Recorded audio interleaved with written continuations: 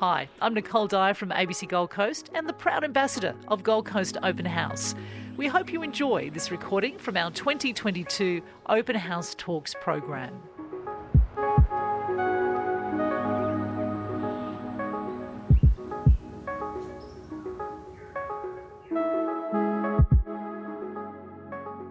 We are pleased to introduce Shannon Best as today's conversation leader. Apart from being a former professional athlete, Shannon is a Kombumerri man from the Yugambeh language group. His mother, Yasola, was the author from many local Indigenous history books and the founder of the Yugambeh Museum. From an early age, Shannon had a front row seat to the resurrection of Kombumerri history and Yugambeh language. Shannon is currently leading the Indigenous Oral History program at the City of Gold Coast, is a project manager for Wairaka's Rite of Passage Eldership program, a director on the board of Jarbree Gold Coast Native Title Group, and a volunteer for the Indigenous Artist Camp through the Gold Coast Bleach Festival. Please join me in welcoming Shannon Best to the stage.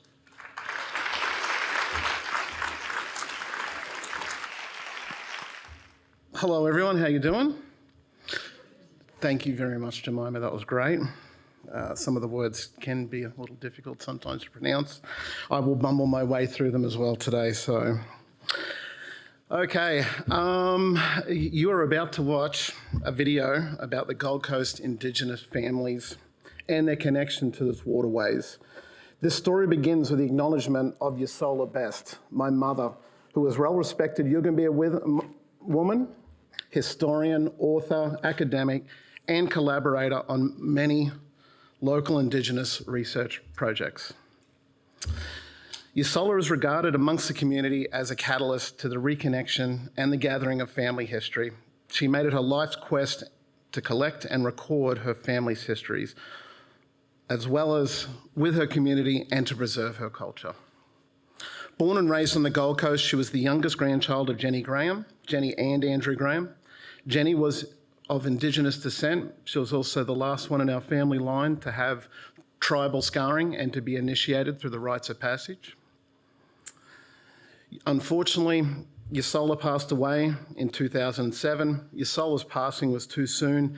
She left an enormous body of work and unfinished research, which includes both recorded and written accounts from our community elders, many of whom have now passed.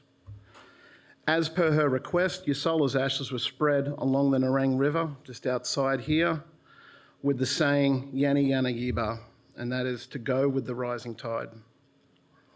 The City of Gold Coast Indigenous Oral History program provides a platform that supports Yasola's and others' legacies as stories of our rich culture and preserve and celebrate.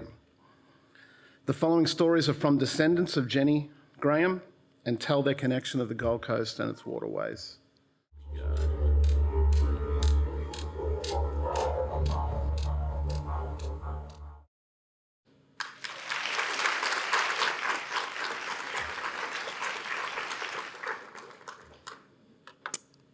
So now I'd like to introduce our panelists today. I'm going to start with the women. I'm going to start with Zara Miha. With a background in anthropology and politics, Zara Miha's career spans multiple South Pacific public organisations across healthcare, education and local government, including administration for the Pacific Health Research Centre, New Zealand. As Manager of Office of Architecture and Heritage of the City of Gold Coast, Zara delivered the city's first Indigenous Oral History program and recently was a panellist for the City of Gold Coast Reconciliation Week. Zara, would you like to join us on stage?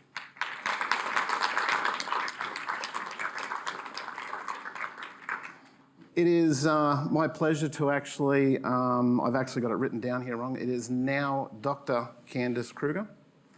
She recently just finished her PhD in Aboriginal music. So Candice is a Yugambeh woman, proud Kombumerri and Nuji from Moreton Island, Aboriginal woman.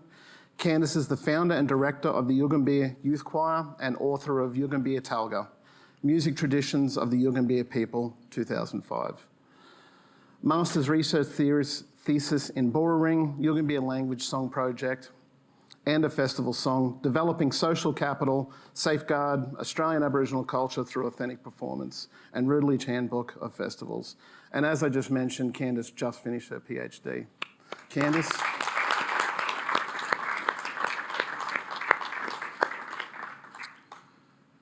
And a last minute ad. I'd like to bring up to the stage Lan Leving. Lan is also my partner in crime. Lan is the video editor, the videographer, and the editor of the Indigenous oral history. So, as a Kombumerri man with a passion for music, language development, Lan is deeply immersed in the heart of the Gold Coast creative arts field. Lan is a man with many hats, an Indigenous multi-instrumentalist, singer, songwriter, producer, director, and creative designer. He seems to love his chaos and variety and what the world offers, from recording to designing his North Gold Coast studio, producing, designing large-scale musical performance and audio-visual presentations. There is plenty to keep Lan occupied between his 260-odd performance gigs a year. He is instinctively a creative being, a musician and vocalist, and certain sort of most after. Lan Leving.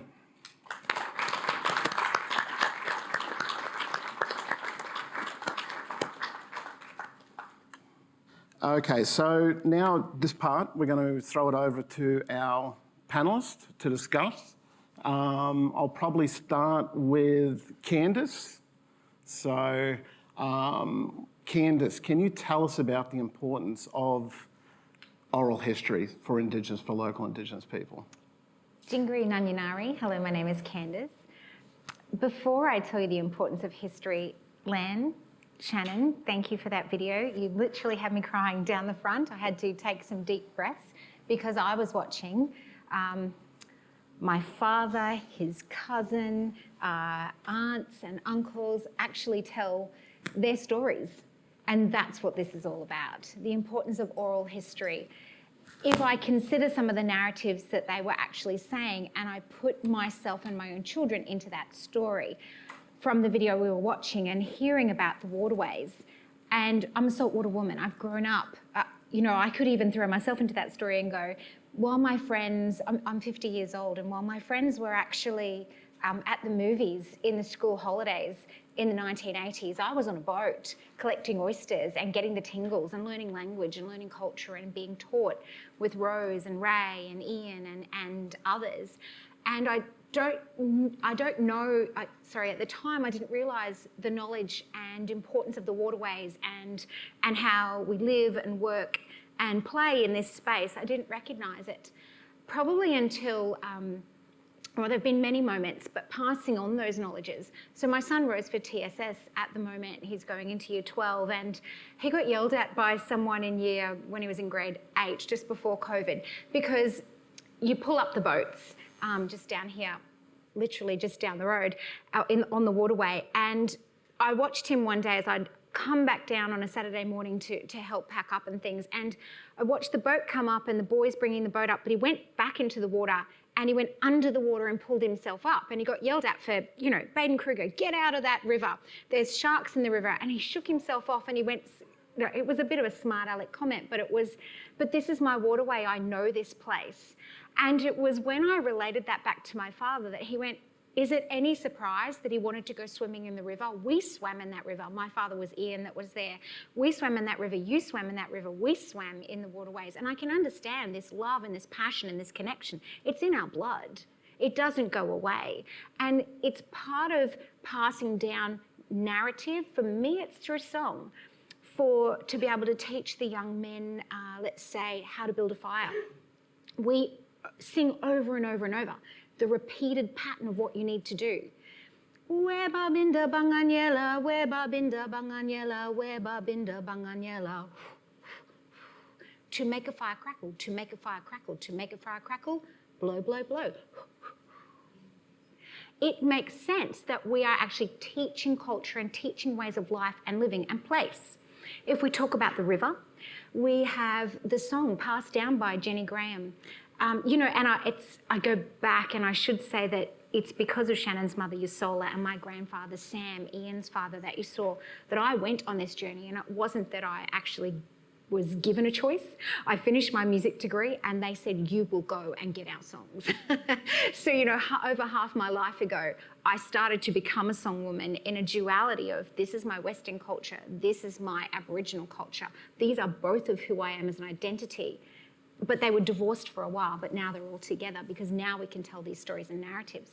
But if we think about Brighton Parade just here and that story of the punt boat that we heard, so Jenny and Andrew were the light keepers of this river. They looked after the Nerang River.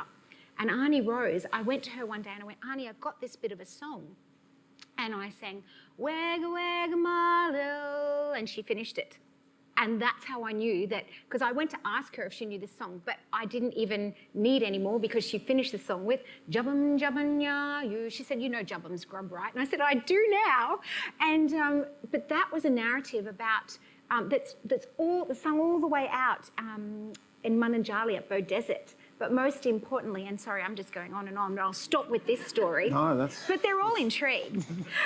But it's from Bow Desert as well, because it's literally a narrative about, it's a call and response, and it's the grannies calling to the children, where are you? But the response, and that's the Wegamalu, where are you? Where are you? I'm calling out to you. And what the response is, this tells you what type of food source we're looking for. I heard bloodworms there, that's exactly right. But we didn't have to go to the mangroves. Here, sitting on the banks, just here of Brighton Parade, Jenny told Arnie Rose, that's right there, her grandmother told her, well, we pulled out the punts, and Rose will say, and the three grannies, their sisters, they would row us across, and we would have to go across the waterway in the punt boat, and we would have to look out across the way. Then we would walk all the way down to the beach, and then we would move our feet. And if you know the beach, you're moving your feet for what you think is a pipi, we say yuguri, and you're looking for that shell. Well, you need two, because they smash. And you eat some and you bake some. And then you bring in your jallam, your fish, and then you walk back up to the first sand dune and you get the newly plant, the pig face, the bright pink one that you grow. There's a food source in there. And then you walk down to Macintosh Island, which was the birthing place for many of our women to have their children there on Macintosh Island, which we race the cars through now. And then, which is, I think, Pit Stop Lane or something like that. And then, and once we get to that point, that's when you get your jubbum. You peel back the bark layer. And then you've got the grubs on the bottom of trees, and you keep that bark and your fish and you cook it. And Ian then was teaching us how.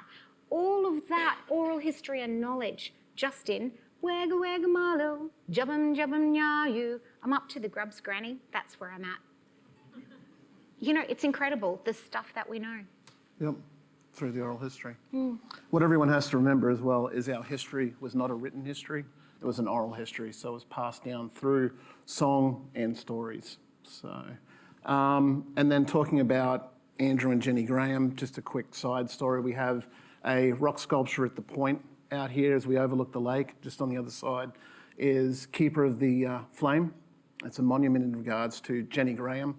And she, long story short, she quickly had to take over. Her Andrew Graham unfortunately passed away early, and she had to take over from his duties as river pilot. And she would go out at all hours of the night, all hours of the day with the children and light the lanterns and keep the commerce flowing through the Nerang River that comes past us here now. So I'd like to pass it on to Lan.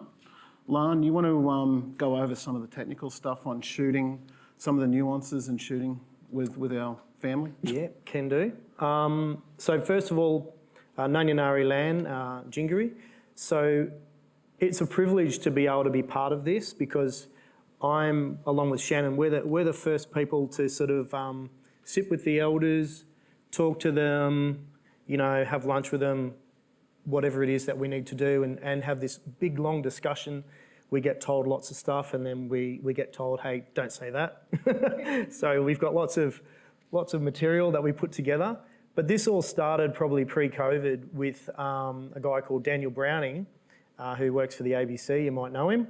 He's a pretty famous sort of radio guy. And he got in touch with me, and we were going to put together this oral history, which was just going to be recorded, just the audio part. So we had all that planned, COVID hit, couldn't do it. So Shannon came on board, took over that role, and we worked together and created all this audio stuff. And it was so powerful that it was decided maybe we should start doing some video of this. And then it's kind of grown from this audio into basic kind of videos and into little mini documentaries. So every person that we interview now, we make sure that we film it the right way, we record it the right way, so that we've got this forever, or as forever as much as we possibly can. And then we can always go back to it, because some of these people, like my dad there, Ray, he's 81. I'm not sure how old Uncle Ian is, but these guys have got so much knowledge, and it's so important for us to capture that the right way. So it's just been a bit of an evolution. Obviously, working with people, you've got to sort of go to maybe the beach or somewhere where they're comfortable with. So that has its own kind of issues that with gear. It's not always in a studio. There's always background noise. Sometimes it's with Uncle Tommy, for example. We're at his place and he lives on a busy road, so you've got all that sort of stuff going on. But that's kind of the thing that we try and do, and we try and shoot it in the highest rate that we can with the film side of it, so that we can keep that going without being ridiculous and putting that together. And that's sort of where we're at with that. But it's an absolute privilege to be doing it, and it just seems to be evolving. It does. And the way I like to sort of pitch the program as well too is, it's not necessarily for now or next week or next month. This is, we would like to show wisdom for maybe several generations, 100 years, 1,000 years down the line. When I first got involved with this program, it was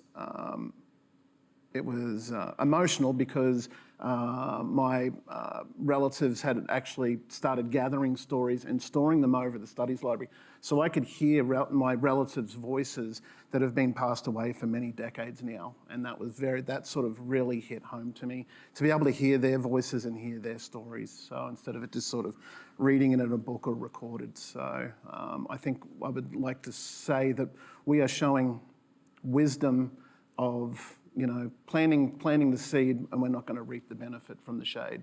Future generations will. So, yeah. And the third person I'd like to have talk, Zara. Zara obviously representing the City of Gold Coast.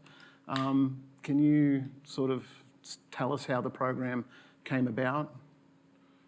Sure, thank you. First, I would say Jarbree, but I'm also going to say kia ora. And I'm from New Zealand, and when you first address a group of people, you introduce yourself in a particular way. So I'm just going to quickly go through my pepeha. Ko momokai te maunga, ko nuhaka te awa, ko takitimu te waka, ko ngati kahanunu te iwi, ko Zara meha toko ingoa. What I've just said is that my mountain is Momokai, my river is Nuhaka, my marae is Kahanunu, which is my place of gathering or sacred place for our people, and my tribe is Ngati Kahanunu. Why do I share this with you? Why do we do this as Indigenous people? It's a form of introduction, but it's a way of creating connections. And connections is so very important, and I think a big theme of the recordings and the work that is being done. So that is why I talk about that. I wasn't born in New Zealand. I identify as New Zealand Māori, but I was born, and I didn't go to New Zealand until I was 13 years old. So I had no connections for a long part of my life. So to find connections was very, very important to me. So a few years ago, I was given the privilege of being able to look after the Office of Architecture and Heritage. And there was a piece of work that had been commissioned by the councillors, an oral history piece that had, I think in 2017, an oral history piece was presented to the councillors, which was an A to Z of Gold Coast oral histories, and it had no Indigenous stories in it. And Councillor Peter Young changed the recommendation. Rather than just accepting that piece of work, he asked that some funding and time and effort be put into collecting all histories that were relevant to the Gold Coast, including and specifically our Indigenous histories. So when 3 years of funding was provided for this project, when I got into the role, for a variety of reasons, unfortunately, it hadn't happened. There's only 1 year of funding left. Now, generally, and as you were mentioning, when you're collecting oral histories, there's a qualification, a tertiary qualification, and there's a particular way of collecting these oral histories. And as you mentioned, they are generally just collected in an audio format. For me, what was important, and from the work that I've done and what I know about culture, is that if you bring someone in who doesn't have those connections with the people, then you will get a story, but you only get a version of the story. And it's really important to have someone who has those connections to create that trust and everything. So I rather radically suggested that we go out and specifically look for someone with Indigenous background and connections to be able to do this piece of work. And it was an interesting conversation we had because but we need these qualifications. So we asked for both. We got Shannon, who is very special in his own way, but in the best possible way. Thank you. Because what he brings and what he brought those connections, but he also brought that creative side. And to take oral history, which is just some recordings, and to turn it into what we've just seen, and that is just a taster of the work that these gentlemen have collected and pulled together, is just incredible. And I am in awe. And for me, I just think what you do is you get people in to do the work and you get out of the way and magic happens. And that's exactly, I was sitting next to Candice and I thought I'd seen this, but I've seen lots of different versions of other things, and I was sitting there and having the same emotional reactions as you were. That is just a beautiful piece of work, and I'm so proud of it. Thank you. It's team effort. Yeah. Yeah, teamwork. Thank you. Yeah. We have Jemima here with the microphone, so we're going to open it up to the audience for questions. If anyone has any questions out there, we'll run Jemima over the mic. Oh, don't be shy. While you're finding the first question, can I sure. just make a comment Absolutely. on where this could go, legacy and sustainability? The journey that your mother and my grandfather put me on when I was 24, they asked me in like 1994 or something, they asked me to go and to gather my first song, they asked me that, look, Auntie Lottie knows a song. Land's really important grandmother, auntie, but grandmother figure there. And so I went down to Ballina with my grandfather and my husband, and we thought about the exact same thing. Maybe we'll just audio this. And we thought, no, we should really take a video. I had to go to the university and borrow a camera from the library, and it was this massive thing on his shoulder that my husband stood there and filmed for us. However, the story that Lottie gave us, the Morning Star and Evening Star, which she could recall, we last year turned into the 2021 Australian Music Examinations Board national song that was sung right around Australia. And Lan is an incredible filmmaker, and we co-composed the piece as well. And then I worked on the narrative of what it was and bringing back alive Aboriginal knowledges from this region, talking about Sirius and Canopus, the two stars in the sky, having a conversation, and so much more knowledges that we've been able to embed into the classroom, into the Australian curriculum for this region. But Lan was able to extract Lottie's voice, and we were actually able to have her voice tell the story, which we never thought really 24 years ago that's what that would bring forward. And it's an incredible piece. And so what you're doing here and the images, I know how old Auntie Rose is and how old Ray and Ian are now, but they have incredible narratives to tell of these waterways and of all of this land. And even the Bora grounds that they were shown as young men, if you were initiated, you would have been initiated here. The Bora grounds behind the milk factories up at Coombaba and the land. So this project is incredible because it's not just legacy, it's sustainability of culture. And who knows where it will go in 25, 50 years, and what our next generation or generation after that will pick up the knowledges and what they will be able to interpret or do with it. It's really important. One of the important parts too is that every single elder or person that we bring in, they all say the same thing: I don't have any stories. Every single one of them does that. And then after about half an hour, you're realising that there's, and by the way, I found your book that you wrote in 1996 this week, just this week. So Candice wrote a book. So that would have been after you spoke with all the elders and created this It was a little document that then was turned into the book in 2005. I'm going to get you to sign it. Yeah, nice. Which, you know, who knew that 20 years later after that, I would then go, this should be a PhD. Good.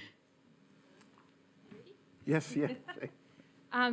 Just in reference to the things that were being discussed in the piece, in the video piece, and we're talking about the waterways. I think, is it up probably to the Pen or to Moreton Island, and the way that the water has like the changes in the bull sharks. Like there used to be tiger sharks, now there's bull sharks. There used to be oysters, and the oysters could grow on the grass that used to grow there. Do you think that the changes in the water, and has this been spoken of by any of the elders, came about when South and North Stradbroke Island were split? Yes. And the sediment that increased. Like I noticed if you go north of the Pen, the water's so much clearer. And when I sense what's happening from the Pen down, it seems so much muddier and murkier, which my understanding is that bull sharks love a dirty water. It's definitely part of it. All the conversations that I've had with all the old fellas who fished, like Dad and that, and they would say, he'd talk about the mullet coming in through the Spit area, through that area, and coming in and going up Nerang River and right up through probably up through North Stradbroke, all through that section. And so Dad and his dad and all of his brothers, which is Uncle Sam and all these guys, because the Leving family owned the Moreton Bay Oyster Company, which was Moreton, obviously, and all the way through. So my great-grandfather Albert was born on Moreton Island.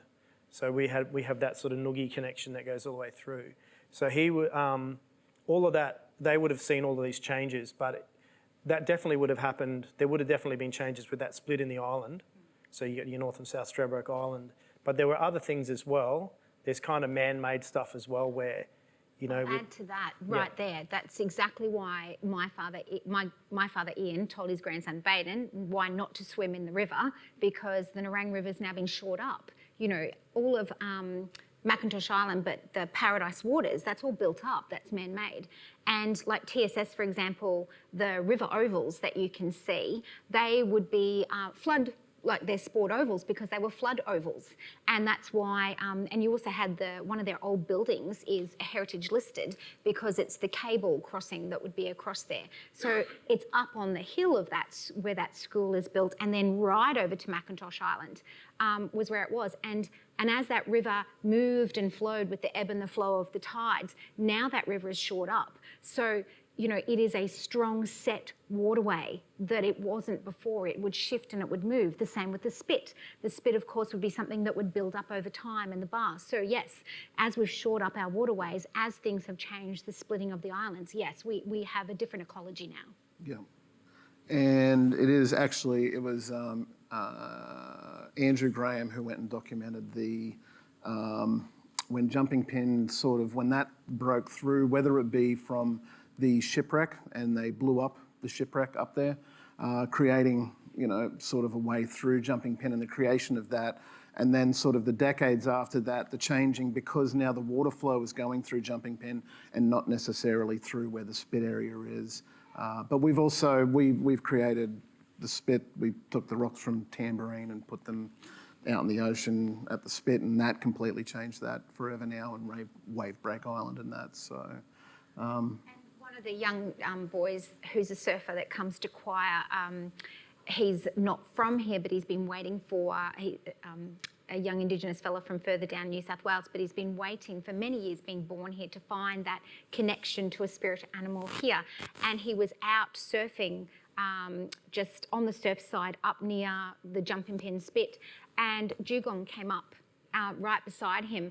And it was interesting because the first thing we wanted to do was speak to Uncle Ian about seeing the dugongs out on the surf side rather than in the bay with the grasses. And, you know, Ian went, well, you know, things, of course you would see dugongs surfside, but it would be very rare. But it's interesting that they're out there because they can swim in and out. So again, talking about the ecology changes of what's going on. And they do come back. They've done, the City of Gold Coast did back for the Commonwealth Games, did a replanting the mangrove and the grass right there at the aquatic centre. And then during COVID, when there weren't any boats or people out on the water, we actually had sightings of dugongs coming back in this area, coming back into the broadwaters. So, yeah. They're up at Paradise Point. Sorry? You can see dugongs up, Yes, up yep. at Paradise Point. Yeah. Do you want to ask? Also hanging around Sundale as well. Sundale, that old shopping centre, just in there. Yes, sorry. Can you tell us more about what it was like for the Aboriginal ancestors back in their day? Like, can you tell us stories about that? Like what they did? Well, yes. So the land that we're on here, Bundle, a significant camping ground, a significant gathering place right here. If you want to go across to what we all know as Budds Beach.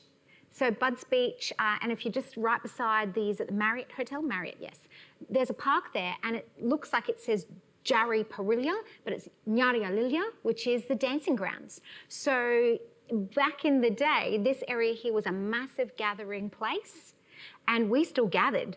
Shannon and I listened to everything as kids right here in this space, or all of us. We were all here. No, I avoided that. You avoided that. And I was actually over there surfing. and Budds Beach was dancing. Yeah, Candice and I would actually get dragged off to every single event. So Candice and I, I've spent many of nights watching Star Wars on Candice's couch. I was a little addicted to Star Wars, so that's what it was like back as in an the day. 8-year-old going, why do I have to go to these meetings again? But yes. So these grounds here, massive camping grounds, gathering place. Across the way, Budds Beach, dancing grounds. And it's because of the type of sand that's there. So if you actually go over to Budds Beach and you walk on the sand, it's different to the beach side, to the surf side, where it's chalky and you can go in chalk. But on this sand, you can actually see it's a little bit more grainy sandy. And if you stamp in it, you can actually hear the echo go across the bay water. And then the women would have their children birthed on Macintosh Island as a sacred birthing place. So this whole area was incredibly important. And as we heard earlier, behind Brighton Parade, so Brighton Parade, so it was Gardiner's Island. And it was actually fresh water that came down, and you would drink from the freshwater of Gardiner's Island behind it on Brighton Parade, which they then put a big pipe through and put a road over the top. So it's an interesting space. Yep. And our ancestors left many places for it, many markings, many midden heaps, such as the ones on Stradbroke, and there's ones here as well too. And the boar ring, which is, this whole area was surrounded by boar rings until they got bulldozed. But we still have one. We have them remaining here. That midden heap at South Stratty, Yes. 2,000 years. Yes, and then the one a little further up, 10. Yeah. And also there's a burial site of our ancestors at what is just behind Merrimack State High School. Yeah, well, they're actually, so they were taken just from a couple of blocks over here. Yeah. They were taken from. And then reappropriated back. And so we know that those ancestors were dated by UQ to be over 1,200 years old. And then there's the language that you all know, hidden in plain sight, quite frankly. You all know the words Pimpama, Kumbaba, Kumara, Karawa. They're not English words, and I'm surprised where people think that they are. Something like, I don't have the exact number, but I had a quick look, and it's about 80 of the 185 suburbs of the Gold Coast, Logan and Scenic Rim that are all in Yugambeh language, because the A, the AH sound at the end means place of. So Karawa, place of deep blue sea. Karara, place of the long flat. Pimpama, place of the pimpim bird, the soldier bird. Ilambah, place of the bat. Talabudgera, the morning creek, and the talai, which is the hard wood. So it's incredible what's hidden in plain sight. Any other questions?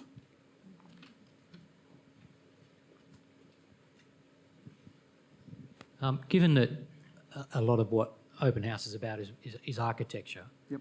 how would you, and I don't mind if you all answer or only one of you, how would you like to see some of this history reflected in the architecture moving forward?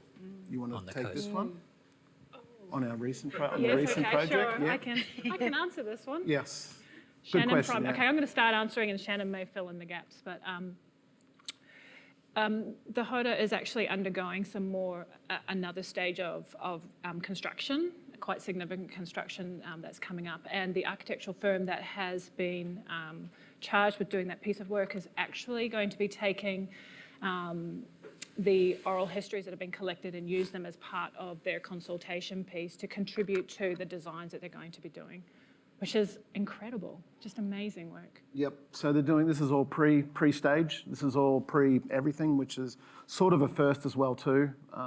Engaging Indigenous people is most of the time an afterthought.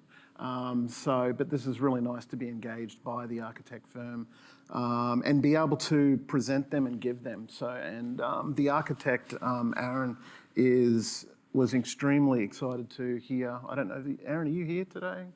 You're supposed to be. He's doing Hoda talks. Just extremely excited to get a hold of these stories and be able to, go through them and use them to incorporate with such a large undertaking as what they're going to do. So, yeah. I should add to that. Lan and I feel it when we perform on the outside stage here. We've done many performances and so have the kids in choir, and we feel it, that outside stage that you can walk up over the top with the grassways and the pathways, and then you can be outside and you can see the design echoed of a natural environment, but also it being in a gathering circle, where we gather space together, and it being in that semicircle. It is the most incredible piece of architecture space that I guess it resembles a band shell, but at the same time, we feel that it resembles gathering Corroboree Bora Ground Circle, and we love being invited to perform there. Yeah, and we spoke about that as well, Mick, with having a space here, especially on such an important area of the Gold Coast for Indigenous people, having that space that is, it just grows and develops and becomes a bit of a hub culturally. I am not an architect, but have the opportunity to work with them. And when they're bringing me projects, particularly when we're talking about, so being City of Gold Coast, where we get to look at a lot of sort of public pieces of work that are happening, or the infrastructure that we are actually responsible for. And the question that I ask, particularly when we're doing things for the first time, is, have we considered the opportunities to include some part of Indigenous into this piece of work? So our architects consult on these sorts of things all the time. So my question to them, because I'm not an architect, so I'm not going to ask about architecture things, is have we looked at that? Have we asked that? And so that's my contribution to that space. That's it. Oh, gentlemen. Just on the architecture, so in a lot of other Indigenous communities we've seen, so like the Maori, the long hut, what are some of the architectural features that the locals had that could have remained? It seems like their landforms were really there. That was what they were connected to, like they say, the country. That's what they're connected to. What did they have any set, structures, shapes? Well, good question. And I like to think of it as the reason we all live here is because of the beautiful weather, correct? So this area, and as you tell, as you hear in the stories here just the abundance of wildlife, the abundance of food and resources they had at their disposal. This was a pathway. There was lots of signs, lots of evidence of trading and that, but because of the beautiful weather, you found that they weren't really resorting to hiding in caves in the foothills and doing artwork and that. They were sort of out and about and living on this and utilising the abundance of the food, And if you look at all the old pictures of our ancestors, we were a well-fed bunch up here, so we were quite large. But but then you can also look, so we were all very different. We all sung different songs, danced different ways, used different musical instruments. For example, Victoria, they built stone huts. There's no evidence of that up here at all, but they built stone huts with north-facing doors, and that would have purely for survival and the climate that they were in. So up here we would have been probably running around in the nick and having a good time, and not really, so... In terms of language, so Nimbin, everybody knows Nimbin. So Nimbin in Ganya, so Ganya and Nimbin both mean house or hut, but it also means, that like probably 2 meters tall and then shaped probably more like a dome and not really having any front because it wouldn't have been needed. It would have been maybe just a fire, and all the old uncles would always say there was always a fire. Fire was all that was required for warmth, and maybe just some kind of loose shelter that went over, because it is a beautiful place and the weather is always pretty good, and it was all that was really required. But not just protection from rain, protection from sun. But also if you think about what the area was, they were the tall cedars and the timber, there was a lot of big old hardwood trees that were all cut down, but there was some really amazing places that could have been used as shelter. Yeah. And as far as contemporary-wise, Mum and the rest of the family used this area as a gathering spot for festivals, artwork, collaborations, and a lot of other things as well. So this would be more of a, getting back to architectural. This is a gathering. This is a gathering area. So. And if we talk about knowing one of our ancestors who actually did live in that kind of Ganya Nimbin hut was Jenny Graham, the keeper of the light, to her mother Waru. Jenny Magussie, yep, that's right. So her mother Waru actually lived, and Auntie Rose would talk about it, on Brighton Parade. She would, even though there was some very, very old timber houses that the Aboriginal people began to be shifted and moved to Brighton Parade, she would live in her traditional hut just on where it's Sharks, isn't it, the football club that's along there, and there's a playground swing set that's right in the western corner. Pretty much right there was where her Ganya hut was, so that she would live more of a traditional lifestyle, remain living that way rather than in the home, but protect and looked over her family. So, we know that she still continued to live that way, and the children were then born on Macintosh and raised up over here. Wow, I've just so enjoyed today. It's just been brilliant, so thank you for all that. I'm maybe a bit off topic, but I was just wondering how else can we access more of the stories of this area, because it's just wonderful to hear. So these are all stored, all the Indigenous oral histories are all stored over the Studies Library. Yep. So you'll see all of those people that are in the video, there's between half an hour and an hour of their story, which is what I was saying before. They all go, I don't have a story, but then about an hour into it, they're still going. Or two or three, depending. Your dad, yeah. So I wonder where you get it from. Anyway, there's all of that, and it's lots of great stories and bits and pieces of their life. And when you sort of piece that all together, which is what Shannon and I have been doing, you start to see the overall picture of how it was here. And I think ultimately it would be great if we can get some sort of interface through the website or something like that around the whole project, and that sort of works so that people can link in easily, but it is all available at the local studies library as well. So. Yeah.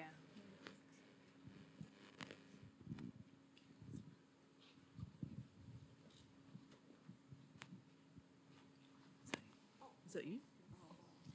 I was going to ask where the Studies Library is because I'm new here. What was that? Where is the Studies Library? Thank you. It's just, how many blocks that way? Kilometre and a half that way, right? Yeah. Yeah, the library, yeah. I've got another question that's...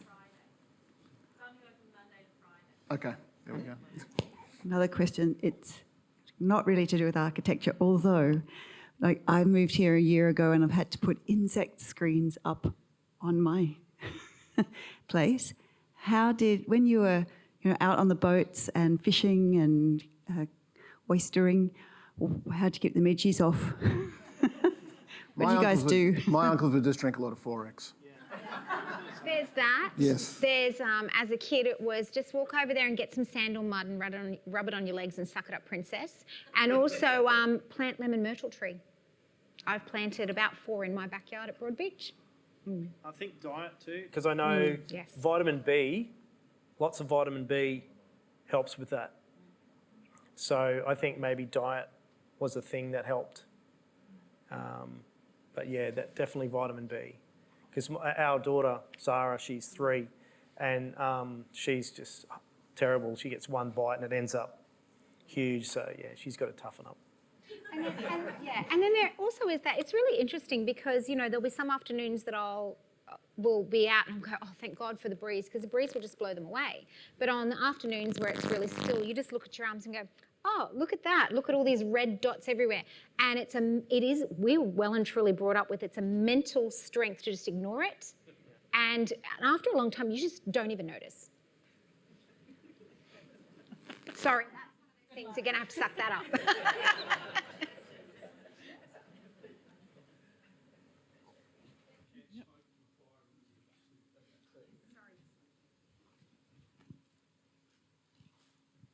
Thank you. Thank you so much for sharing. That was amazing and incredible to hear so many landscapes that I shared in my own childhood as well. So it was incredibly moving as well. So thank you. I was particularly interested to hear about the sandstone wells that were mentioned as well. Are you able to speak more about that and all the kind of inland water sources that may have been used? Yeah. So that's actually incredibly important. Because you can go X amount of days without food, but you can only go a very short period without water. So all the midden heaps, bore rings, all the sites of significance when they're doing digs and stuff like that, and finding large deposits of like campsites and that, they're always incredibly close to fresh water. So campsites, everything, midden heaps, very, very, very close to either spring or fresh, either river, streams, or spring. So even on Stradbroke, so the midden heaps over there, a very short walking distance to where you can actually find fresh water. So on that, one of the things that we're taught as kids really early on, and it's something that I've done with my own children, is to actually the easiest place for us was actually on Stradbroke Island on Campambar Mayura, the creek that runs there, because it's just so much freshwater overflow.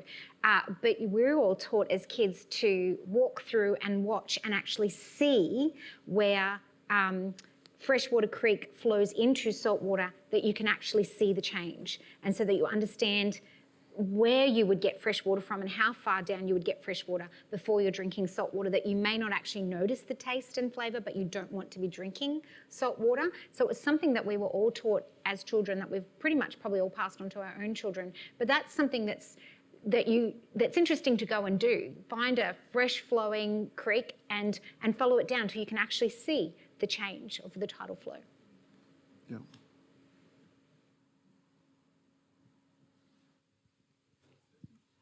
I might have a question then for Dr. Candice. You mentioned in the film references to Jarbree.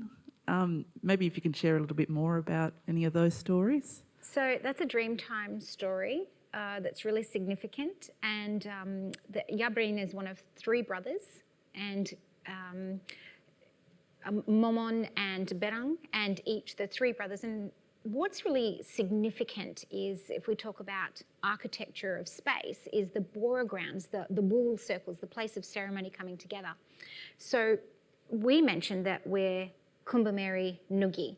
So in terms of corroboree as sacred space and public space, what would have been, and I've spoken to my father about this multiple times, and he has said that, you know, we're tribal groups within a much wider, bigger language region. So Kumbameri young men may have been actually initiated, certain families, like Living family, may have been initiated around the Kumbaba wetlands kind of area space, and any of the other smaller family groups maybe all the way down to and around this region in different bora grounds, and there's the Burleigh bora ground.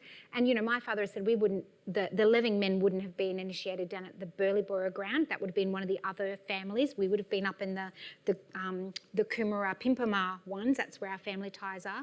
But that families would have come together.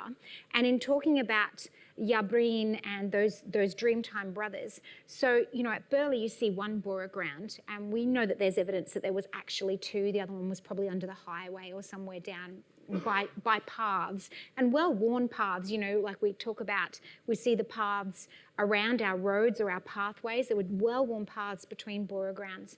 But out at Tamborine Village, there were three. And that is one of the only places in all of Queensland where it's recognised and noticed that there were three bora grounds. And in terms of whether they were circles or different shapes, most evidence is that they were all circles, except for the third one. The third one is quite the oval. And this was documented. In fact, Yusola found all the work, all the documentation, and it was done in the 1840s, I think, that she found that evidence from. And when we think about the music and the oral histories and the songs that are sung over or gathered towards them, we now know that that third bora ground, the space of Berang, Jarbree's brother, that's the public corroboree. That's the one where everyone was called to come, Yawa or Yuwara, to gather. But because of songs and oral history, and also what families know, we also know that the one down at Burleigh and the brother Jarbree down there, we know that then that's a sacred bora ground, more for maybe perhaps men's initiation or private ceremony. So it's interesting that we've grown up never stepping into that bora circle down there, and it is weird, right? Yeah, weird, right? We never get into it, never step in there. No, inside of it, no, never. We're never told not to play inside. Oh, yeah, right, you just have that sense and feeling. Perhaps some of you have been here a long time and even know up at Yatala Way there was the old strawberry farms that were there, and there's a bora ground that's mapped not too far away from there. And it's interesting, I was talking to Uncle Ted Williams, who is a Mununjali man with bloodline ties all the way down through people here at Yugambeh region. And Ted, when I was talking to him about it, he went, oh, I've always known, and I drive up the highway and I get the hairs up my spine when I'm in that area. And that's how I feel about the Burleigh one, and it's how I feel about whenever I drive past Pine Ridge Road and the milk factory and up that area, and just go, significant space, significant place, and why we should be respecting places like Jarbree and Burleigh Mountain and Little Burleigh and other culturally significant sites.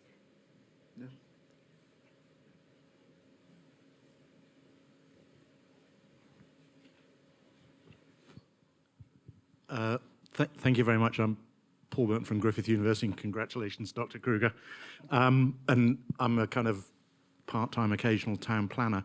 One of the things I'm interested in is what happens when people like me oversee and facilitate changes to those landscapes. I mean, you were just kind of touching then on what you know about what used to be there, but it's like, how do you feel when you see a landscape that your not too distant relatives experienced that was very different, and now you see it covered in concrete and architecturally designed and award-winning buildings?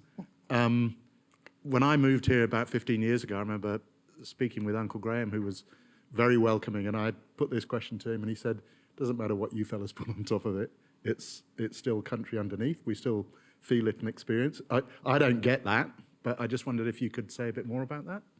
Yeah, I find it a bit difficult sometimes.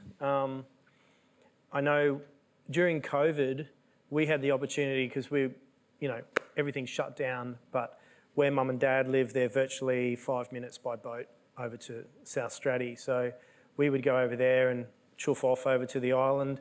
And when you're looking back and when you're on the island and it's just nothing there and it's just, your feet in the sand and you get that overwhelming sense of what it's supposed to be like versus what we've got, and I know there's some beautiful landscapes, beautiful architecture that happens, but it's, I suppose it's trying to get that marriage together the right way.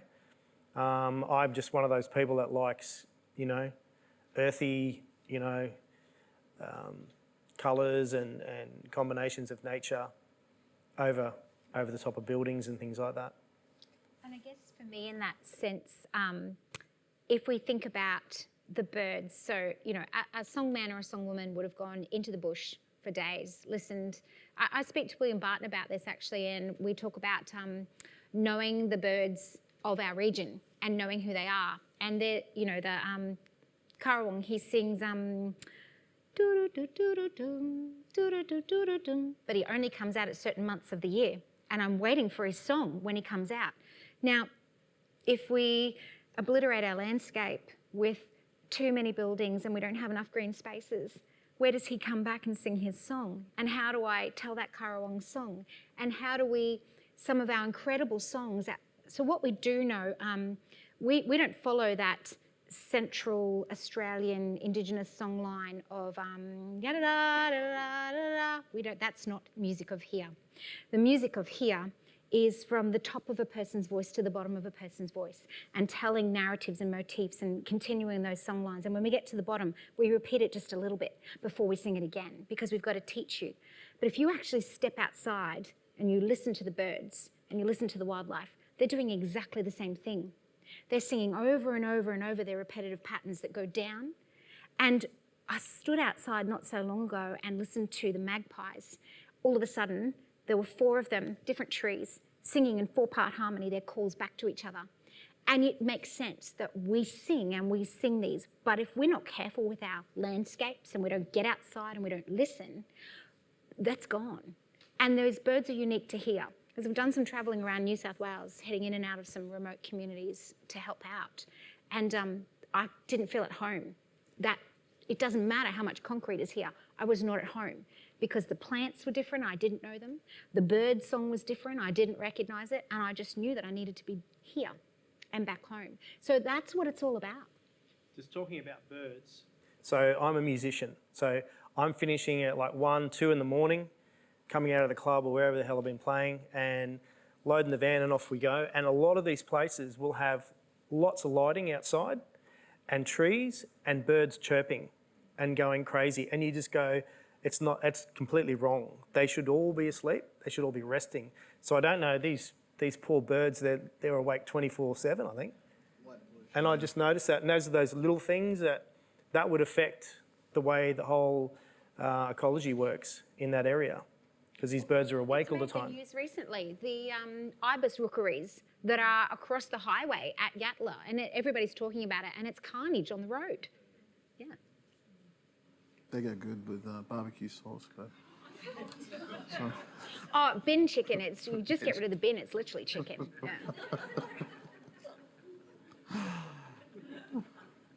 No thanks. The conversation went way the wrong way. We probably have time for 1 or 2 more questions.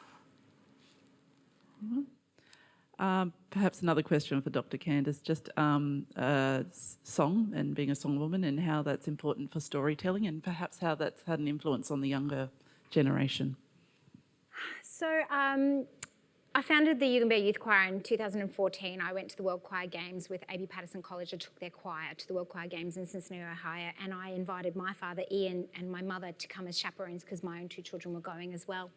And when we were there, I watched African children singing in Zulu languages and Chinese children singing in Mandarin languages, and I went, I know the songs of my region. Why am I not going home and seeing if anyone wants to sing them, the ones that we know? We can gather some more if we can find them. And we went on this journey, and it took a little while, but I actually thank the Commonwealth Games for bringing it a little bit more prevalent to the forefront because there were opportunities to perform.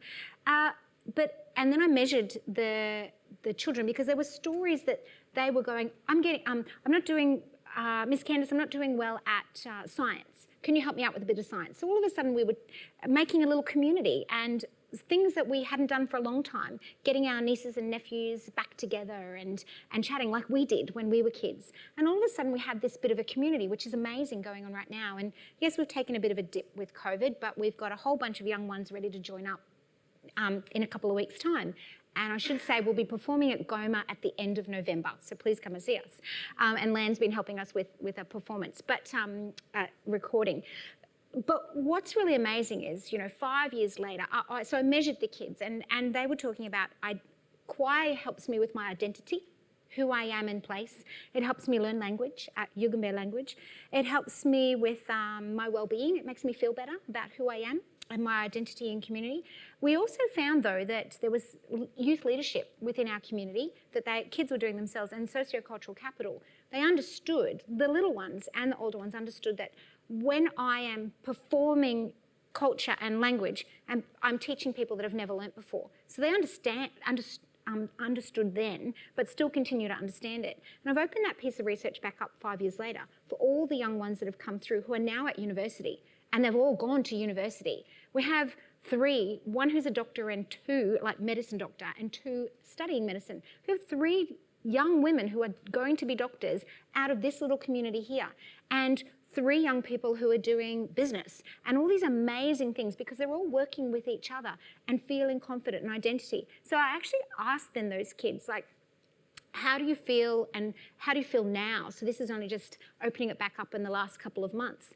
And they said, as a young adult, learning culture, and as a kid, but now as a young adult, I can articulate, I can talk, I know who I am confident, and I can assist the next future narratives and stories going through in our community. And we have pride in who we are in culture. And in fact, that's something that's really significant that I noticed on the Gold Coast. The Indigenous people that are here on the Gold Coast, we're proud, and we'll tell you the narratives, and we'll talk to you and teach you language. And I don't know that I see that everywhere in Australia, but I know I see it here. And it's incredible. So further on that, like my daughter Zara, so she's 3, so she's just growing up with this. So she's already singing Chungara and all these other language songs just on her own. We haven't taught it to her.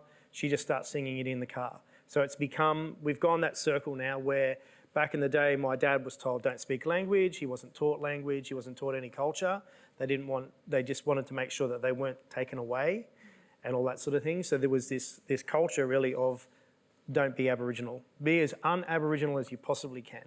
So now it's come that full circle through what Candy does and everyone else is doing, where little kids like Zara are just naturally doing, all of that stuff, speaking language again. So we're at that point. And it makes our elders cry with pride. Mm.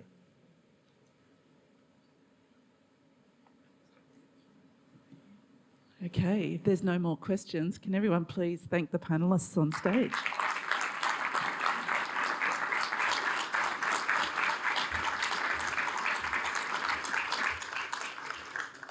I also want to thank you, the audience, for your intriguing questions. It was great to have a discussion that went as long as it did, and it just shows the power of the topic that we're talking about today. I'd also like to thank Gold Coast Open House and the tireless volunteers that make these events happen, and also to our sponsors, our 2022 sponsors that you can see here on the screen. Without them, we're unable to have this type of conversation. Before you go, we have a fabulous tote bag that you can purchase at the back of the room. But otherwise, please put your hands together again and thank the panellists for a fabulous discussion today.